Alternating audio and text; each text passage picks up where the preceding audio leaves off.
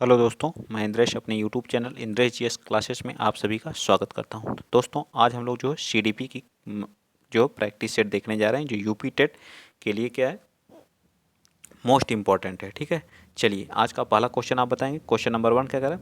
पाठ्य सहगामी क्रिया मुख्यतः संबंधित है, किसे संबंधित है?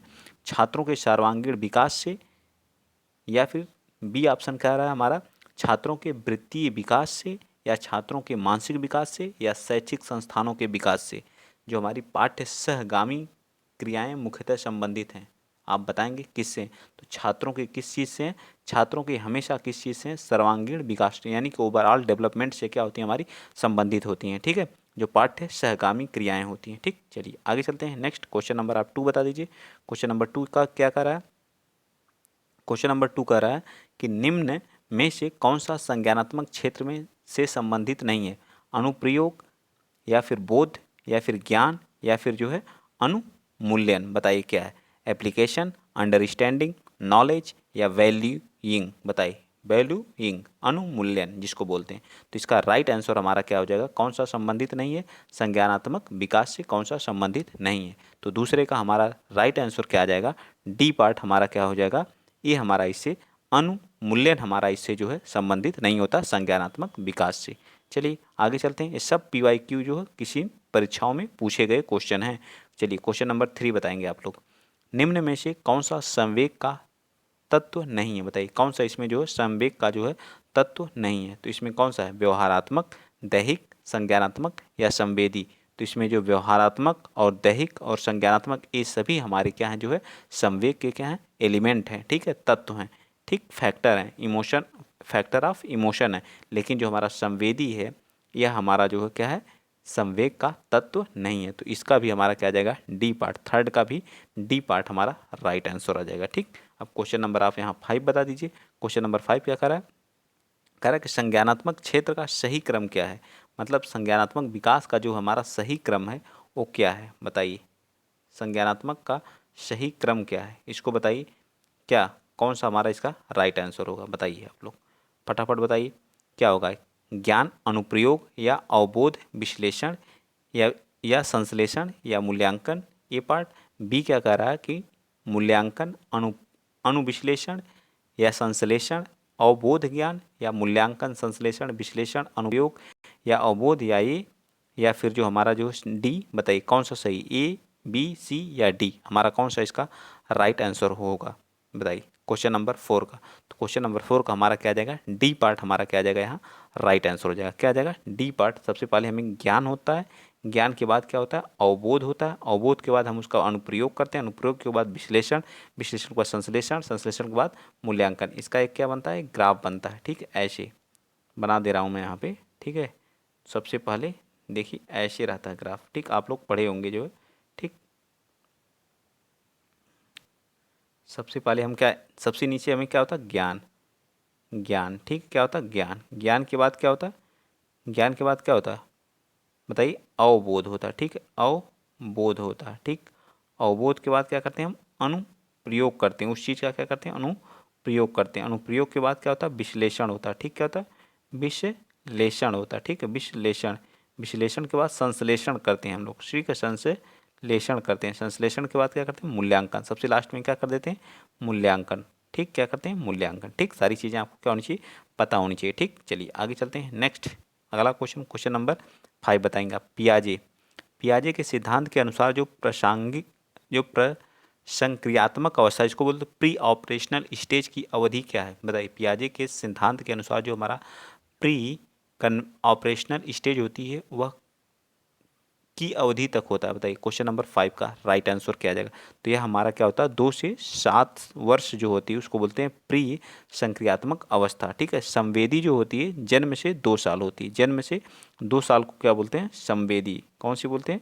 संवेदी बोलते हैं। ठीक, क्या बोलते हैं? संवेदी अवस्था। ठीक है, संवेदी गामक अवस्था। ठीक, संवेदी गामक अवस्था। और क्या बोलते हैं? और 7 से 11 साल का जो होता है, 7 से 11 साल को जो बोलते हैं मूर्त अवस्था। ठीक है, मूर्त। और 11 से अधिक जो होते हैं अमूर्त अवस्था बोलते हैं। ठीक, अमूर्त अवस्था। इन्होंने 4 स्टेज को बताया था पियाजे साहब ने। ठीक, आगे चलते हैं। क्वेश्चन नंबर 6 बताइए। क्वेश्चन नंबर 6 कह रहा है कि निम्न में से अधिगम में योगदान देने वाले मनोवैज्ञानिक कारकों में कौन शामिल नहीं है। बताइए, जो अधिगम था उसमें जो है मनोवैज्ञानिक कारकों में कौन शामिल नहीं था। क्वेश्चन नंबर 6 का राइट आंसर क्या जाएगा। अधिगम की इच्छा थी, बिल्कुल था, जो क्योंकि मैं नेगेटिव पूछा तो नेगेटिव है। प्रेरणा भी थी, रुचि भी थी, लेकिन विषय वस्तु का स्वरूप जो है इसमें शामिल नहीं था। तो इस तरह से हमारा डी पार्ट क्या होगा, राइट हो जाएगा। चलिए आगे चलते हैं। क्वेश्चन नंबर 7 बता दीजिए। क्वेश्चन नंबर 7 क्या कर रहा है आप लोगों के सामने। क्वेश्चन नंबर 7 है, बताइए अनुकूलित अनुकूलित जो है क्या कर रहा है, अनुकूलित अनुक्रिया सिद्धांत किसके किसके अनुकूलन पर बल देता है। बताइए अनुकूलित अनुक्रिया सिद्धांत जो है किसके अनुकूलन पर बल देता है। तर्क पर, व्यवहार पर, चिंतन पर या प्रेरण पर। तो क्या हो जाएगा 7 का, तो यह हमारे व्यवहार पर, बिहेवियर पर हमारे डिपेंड करता है अनुकूलन अनुक्रिया सिद्धांत। ठीक, चलिए आगे चलते हैं। क्वेश्चन नंबर आप कौन सा बताएंगे। क्वेश्चन नंबर 7 था, बताइए यहाँ पे 8 बताइए। ठीक, 8 में क्या कर रहा है, क्वेश्चन नंबर 8 ये रहा आप लोगों के सामने। ठीक, मैं थोड़ा बड़ा करके जो ताकि आपको इधर ही दिखे। ठीक, चलिए क्वेश्चन नंबर 8 बताइए स्टैनफोर्ड विनय परीक्षण मापन करते हैं व्यक्तित्व का, पढ़ने की दक्षता का, बुद्धि का, तो किसका। तो बताइए क्वेश्चन नंबर 8 का, तो विनय साहब ने किसका किसका सिद्धांत दिया था। तो विनय साहब ने हमारा बुद्धि का सिद्धांत दिया था। इन्होंने एक एक तत्व सिद्धांत का क्या किया था, बुद्धि परीक्षण किया था। ठीक, आगे चलते हैं। नेक्स्ट अगला क्वेश्चन आप बताएंगे। क्वेश्चन नंबर 9 बताइए गोलमैन थे, गोलमैन निम्नलिखित में से किससे संबंधित हैं। जो गोलमैन साहब थे वह किससे संबंधित है। सामाजिक बुद्धि से यानी सोशल इंटेलिजेंस से, संवेगात्मक इमोशनल बुद्धि से थे, या आध्यात्मिक जिसको क्या बोला जाता है, जिसको क्या बोला जाता है इप्रे स्पिरिचुअल इंटेलिजेंस से थे, या फिर किससे थे। तो ये हमारे किससे थे, संवेग इमोशनल इंटेलिजेंस से थे। गोलमैन सिद्धांत जो निम्नलिखित में से किससे संबंधित है, तो संवेगात्मक सिद्धांत से, इंटेलिजेंस से संबंधित है। चलिए आगे चलते हैं। क्वेश्चन नंबर 10 बता दीजिए। क्वेश्चन नंबर 10 हमारा क्या कर रहा है, क्वेश्चन नंबर 10 का संज्ञान किस बुद्धि के सिद्धांत का हिस्सा है। बताइए किस बुद्धि के सिद्धांत का हिस्सा है संज्ञान। ये थोड़ा सा 14 उससे मिसप्रिंट हो गया। ठीक, आगे चलिए बताइए कौन सा, प्रतिदर्श सिद्धांत का, या फिर समूह कारक सिद्धांत का, ग्रुप फैक्टर थियरी का, या गिलफोर्ड का सिद्धांत, या फ्लूइड तथा क्रिस्टलाइज्ड के सिद्धांत का। तो कौन सा इसका राइट आंसर हो जाएगा। तो 10th का राइट आंसर हमारा आ जाएगा सी पार्ट, गिलफर्ड के सिद्धांत से संबंधित है। किसके, गिलफर्ड के सिद्धांत से संबंधित है। आगे चलते हैं। क्वेश्चन नंबर 11 बताइए, फटाफट बताइए। अब जो अभिक्रमायोजित अधिगम है यानी कि प्रोग्रामेड लर्निंग का प्रत्यय किसने दिया था। बताइए क्रिमायोजित अधिगम, थोड़ा सा पढ़ने में दिक्कत हो रही है। ठीक है, प्रोनाउंसिएशन में जो अभिक्रमायोजित अधिगम जो होता हमारा, जिसको हम प्रत्येक किससे संबंधित, हल द्वारा, थार्नडाइक द्वारा, या फिर किसी और के द्वारा। तो ये किसके द्वारा दिया गया था, ये आप देख लीजिए यहाँ पे जो किसके द्वारा दिया गया था। क्वेश्चन नंबर 11, तो ये किसके द्वारा दिया गया, स्किनर के द्वारा। किसके द्वारा, स्किनर के द्वारा दिया गया था। किसके द्वारा, स्किनर के द्वारा। ठीक, आगे चलते हैं। नेक्स्ट क्वेश्चन नंबर 12 बताइए। क्वेश्चन नंबर 12 कह रहा है कि भाटिया बैटरी का प्रयोग निम्न में से किसके मापन में किया जाता है। जो भाटिया बैटरी है इसका जो है जो मापन है किस में किया जाता है। तो इसका मापन जो हमेशा बुद्धि इंटेलिजेंस में किया जाता है। बुद्धि के मापन में हम भाटिया बैटरी का प्रयोग करते हैं। ठीक है, ना ही व्यक्तित्व में करते हैं, और ना ही रुचि में, और ना ही अभिक्षमता में। ठीक, आगे चलते हैं। क्वेश्चन नंबर 13 आप बताएंगे। क्वेश्चन नंबर 13 कह रहा है, क्वेश्चन नंबर 13 क्षेत्र सिद्धांत, जिसको फील्ड थियरी, निम्न में से किस वर्ग का योगदान है। जो हमारा क्षेत्र सिद्धांत है, फील्ड थियरी जिसको बोलते हैं, निम्न में से किस वर्ग का योगदान है। व्यवहारविदों का है, संरचनाविदों का है, मनोविश्लेषकों का है, या गेस्टालवादियों का है। तो किसका है बताइए, क्षेत्र सिद्धांत थियरी जो हमारा था। 13 का राइट आंसर हमारा क्या आ जाएगा, बताइए। 13 का राइट आंसर हमारा आ जाएगा डी पार्ट। क्या आ जाएगा, डी। ठीक है, डी पार्ट हमारा क्या आ जाएगा, राइट। ठीक, चलें आगे। चलिए आगे चलते हैं। क्वेश्चन नंबर 14 बताइएगा। संघनन सिद्धांत, जिसको बोलते हैं कंडेंसेशन थियरी, निम्न में से किससे संबंधित है। बताइए, कंडेंस अधिगम से, स्मृति से, अप्रेरण से, या सृजनात्मकता से। कौन सा राइट होगा। 14 का राइट आंसर हमारा क्या आ जाएगा, स्मृति से। ठीक, किससे, स्मृति से हमारा संबंधित। कंडेंसेशन थियरी जो है वह किससे हमारी है, स्मृति से संबंधित है। आगे आइए चलते हैं। क्वेश्चन नंबर 15 बता दीजिए। प्रेक्षणात्मक अधिगम संप्रत्य, जिसको बोलते हैं कॉन्सेप्ट, संप्रत्य का मतलब क्या था, concept. The concept of the observational learning was given by Tolman, Bandura, Thorndike या किसके द्वारा, यह जो है वेंडूरा के द्वारा दिया गया था। ठीक, जो प्रेक्षणात्मक होता है, अधिगम संप्रत्य जो होता है, जो ऑब्जर्वेशनल लर्निंग होती है, उसका कॉन्सेप्ट कौन दिया था, वेंडूरा साहब ने दिया था। कौन दिया था, वेंडूरा साहब ने। ठीक, चलिए आगे आते हैं। अगला क्वेश्चन, क्वेश्चन नंबर आप कौन सा बताएंगे, 16 बता दीजिए। क्वेश्चन नंबर यहाँ पे बताएंगे आप कौन सा, 16। क्वेश्चन नंबर 16 क्या कर रहा है बताइए। क्वेश्चन नंबर 6, निम्न में से किस विधि का उपयोग जो है स्मृति के मापने के लिए नहीं किया जाता, बताइए किस विधि का प्रयोग जो है स्मृति को मापने के लिए नहीं किया जाता है। क्वेश्चन नंबर 16 का, तो किसका, पुनः स्मरण का, तार्किक विधि का यानी लॉजिकल रीजनिंग का, लॉजिकल या मेथड का, या फिर किसका जो है पहचान विधि का। तो पहचान विधि का भी किया जाता है, पुनः स्मरण विधि का भी किया जाता है, लेकिन तार्किक जो लॉजिकल होती है उसका प्रयोग हम लोग नहीं करते हैं। ठीक है, लॉजिकल का प्रयोग नहीं किया जाता है। चलिए नेक्स्ट चलते हैं। अगला क्वेश्चन, क्वेश्चन नंबर आप कौन सा बताएंगे, 17 बता दीजिए। क्वेश्चन नंबर 17 क्या कर रहा है, जो IQ, यदि एक बच्चे का जो IQ जो है वो 80 है। ठीक है, IQ इक्वल टू क्या होता है, IQ इक्वल टू मानसिक अपान कौन सी होती है, मानसिक अपान रियल। ठीक है, रियल इंटू 100। ठीक, इंटू 100। अब इसको IQ कितना दिया, देखिए 80 दिया है, और उसकी रियल एज जो हो 5 दिया है, तो IQ 80, और क्या पूछ रहा है, MA पूछ रहा है, तो MA अपान ए कितना है, 5 है, इंटू 100 है। ठीक है, इस जीरो से इस जीरो, एक जीरो खत्म हो गया। ठीक, और 4 से ए आ जाएगा, और इसको किससे काटेंगे, 2 से काटेंगे तो यहाँ 4 आ जाएगा, और इस 2 से काटेंगे तो 5, 5 से 5 कैंसिल हो जाएगा, तो MA बराबर कितना आ गया, मानसिक आयु जो हमारी आ गई वो कितनी आ गई, कितनी आ गई, 4 आ गई। तो इस तरह से हमारा राइट आंसर क्या आ जाएगा, बताइए राइट आंसर क्या आ जाएगा, ये पार्ट हमारा क्या आ जाएगा, राइट आंसर आ जाएगा। ठीक है, चलिए आगे चलते हैं। नेक्स्ट क्वेश्चन नंबर, आप लोग मेरे ख्याल से क्वेश्चन आपको समझ में आया होगा मैं जो सॉल्व किया हूँ। चलिए बताइए, वाइगोत्स्की के सिद्धांत के विकास को निम्नलिखित में से कौन से पहलू की उपेक्षा की जाती है, which factor is the neglect in the development theory of the Vygotsky, सामाजिक सांस्कृतिक या फिर कौन सा, सामाजिक सांस्कृतिक या फिर इधर है। ठीक है, इधर बताइए, इधर कौन सा है, हाँ जैविक या भाषाई, बताइए कौन सा उसका नेग्लेक्ट किया जाता है वाइगोत्स्की साहब को। तो कौन सा नेग्लेक्ट किया है, जैविक को क्या किया जाता है, नेग्लेक्ट किया जाता है। ठीक, तो सी पार्ट राइट। नेक्स्ट बता दीजिए क्वेश्चन नंबर 19, एक वर्ष तक के शिशु जब आँख, कान व हाथों से सोचते हैं तो निम्नलिखित में से कौन सा स्तर शामिल होता है। जब 1 वर्ष का बच्चा शिशु क्या करता है, अपने कान, आँख, नाक से क्या करता है, हाथों से सोचने की क्रिया, तो यह किस स्तर में, मूर्त संक्रियात्मक, बिल्कुल गलत बात है, मूर्त में तो रहेगा नहीं, पूर्व संक्रियात्मक अवस्था, पूर्व में नहीं, प्री कन्वेंशनल स्टेज में भी नहीं रहेगा, इंद्रिय गामक स्तर रहता है, क्या रहता है उसका, इंद्रिय गामक, या जीन पियाजे द्वारा 4 स्टेज को दिया गया था। ठीक है, जो मूर्त संक्रियात्मक अवस्था होती है वह 7 से 11 वर्ष की होती है। कितनी होती है, 7 से 11। पूर्व संक्रियात्मक अवस्था हमारी कितनी होती है, 2 से 6 वर्ष होती है, 2 से 7 वर्ष होती है। ठीक है, 2 से, इंद्रिय गामक अवस्था 0 से 2 वर्ष की होती है। ठीक है, और अमूर्त जो होती है वो जो है 11 से अधिक की जो होती है उसे बोलते हैं अमूर्त। अब बताइए वो बच्चा किसके, 1 साल का है तो किसके अंतर्गत आएगा, तो बच्चा हमारा इंद्रिय जनित गामक स्तर के अंतर्गत आएगा। तो इस तरह से इसका भी हमारा क्या जाएगा, सी पार्ट राइट हो जाएगा। ठीक, चलिए आगे चलते हैं। क्वेश्चन नंबर 20 बताइए, रिया जो है, रिया नाम की कोई लड़की है। ठीक है, रिया कक्षा में जो पिकनिक तय करने हेतु ऋषभ से सहमत नहीं है। वह सोचती है कि बहुमत के अनुकूल बनाने के लिए नियमों का संशोधन किया जा सकता है। यह सहपाठी विरोध है। सहपाठी मतलब एक सहपाठी से दूसरे सहपाठी का क्या क्या विरोध किया। पियाजे के अनुसार निम्नलिखित में से किसमें यह किससे संबंधित है, बताइए, विषम मांग नैतिकता के, संज्ञानात्मक से, प्रतिक्रिया से, या सहयोग की नैतिकता से। पियाजे के अनुसार यह किसके अंतर्गत आएगा, बताइए। तो यह हमारा जो सहयोग की नैतिकता के अंतर्गत आता है। ठीक है, किसके अंदर, सहयोग की नैतिकता।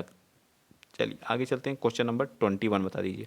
क्वेश्चन नंबर 21 कह रहा है कि निम्न में से कौन सा ईस्टर्न वर्ग बुद्धि के त्रिसिद्धांत का एक रूप नहीं है। व्यवहारिक बिल्कुल है, व्यवहारिक बुद्धि इन्होंने दिया, 3 त्रिक सिद्धांत उन्होंने दिया था, तो व्यवहारिक बुद्धि का सिद्धांत भी उन्होंने दिया था। ठीक है, 21 का कौन सा सिद्धांत का एक रूप है, एक रूप है, तो व्यवहारिक भी दिया था, ना ही प्रायोगिक दिया था, ना ही संसाधन बुद्धि दिया था। ठीक है, प्रायोगिक व्यवहारिक बुद्धि का क्या दिया था, इन्होंने सिद्धांत दिया था। तो ए पार्ट हमारा सबसे राइट हो जाएगा। चलिए आगे चलते हैं। नेक्स्ट अगला क्वेश्चन, क्वेश्चन आप लोगों के सामने 22 है, बताइए 22 क्या कर रहा है, क्वेश्चन नंबर 22 बता दीजिए। कह रहा है कि नवीन जानकारी को शामिल करने के लिए वर्तमान स्कीमा जो होता है, जो हमारे अंदर नवीन जानकारी को हम लोग शामिल करने के लिए जो हमारा वर्तमान स्कीमा की अवधारणा में बदलाव की प्रक्रिया क्या कहलाती है, समायोजन कहलाती है, या अहम केंद्रित कहलाती है, या जिसको बोलते हैं इको सेंट्रलिज्म बोलते हैं, या एडॉप्शन बोलते हैं, या आत्म या जो है एसिमिलेशन बोलते हैं। तो ये हमारा राइट आंसर क्या आ जाएगा, 23 का राइट आंसर, 22 का राइट आंसर बताइए। तो 22 का हमारा राइट आंसर क्या आ जाएगा, ए पार्ट हमारा क्या हो जाएगा, इसको बोलते हैं समायोजन। क्या बोलते हैं, समायोजन। तो ए पार्ट हमारा क्या हो जाएगा, राइट। नेक्स्ट बताइए, क्वेश्चन नंबर 23 बता दीजिए। नाचना, लिखना, ड्राइविंग आदि कुछ उदाहरण हैं किसके हैं।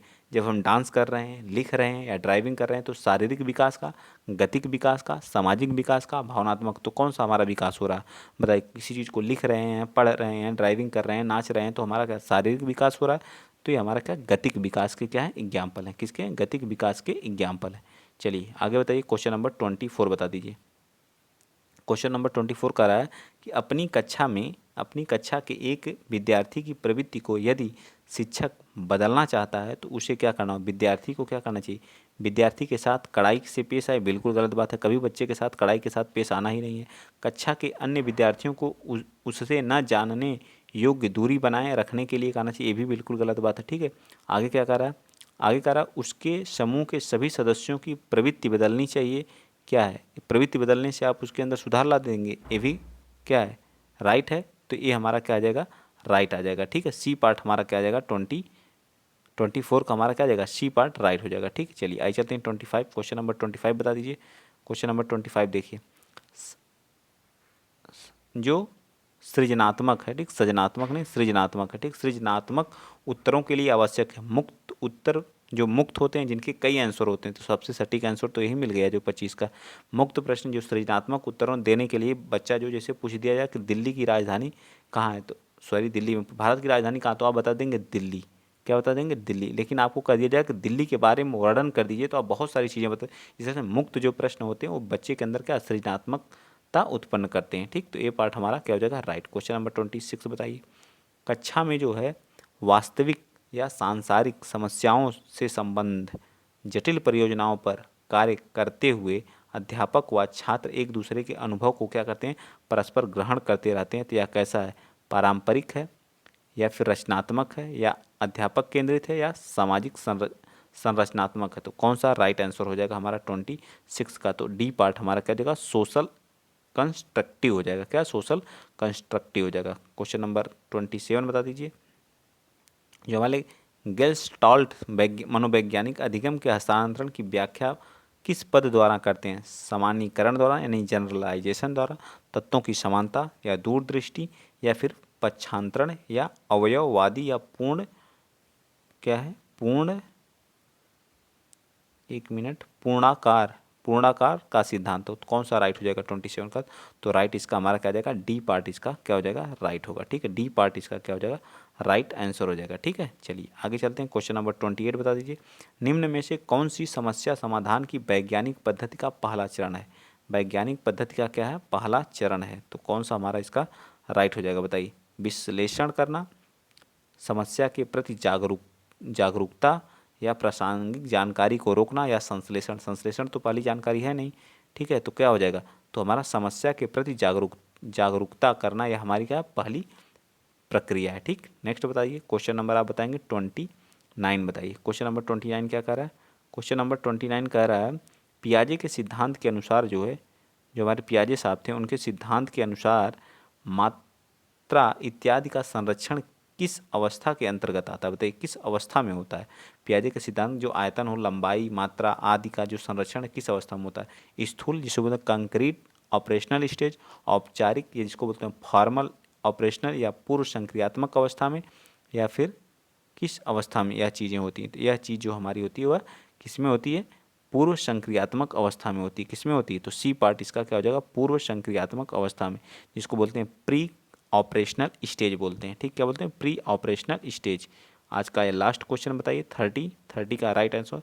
जो थॉट एंड लैंग्वेज जो थी, पुस्तक के लेखक कौन थे, लेवाइगोत्स्की साहब थे, जीन पियाजे, चॉम्स्की या इनमें से कोई नहीं। तो कौन थे? लेवाइगोत्स्की साहब थे। ठीक, कौन थे? लैंग्वेज के कौन थे?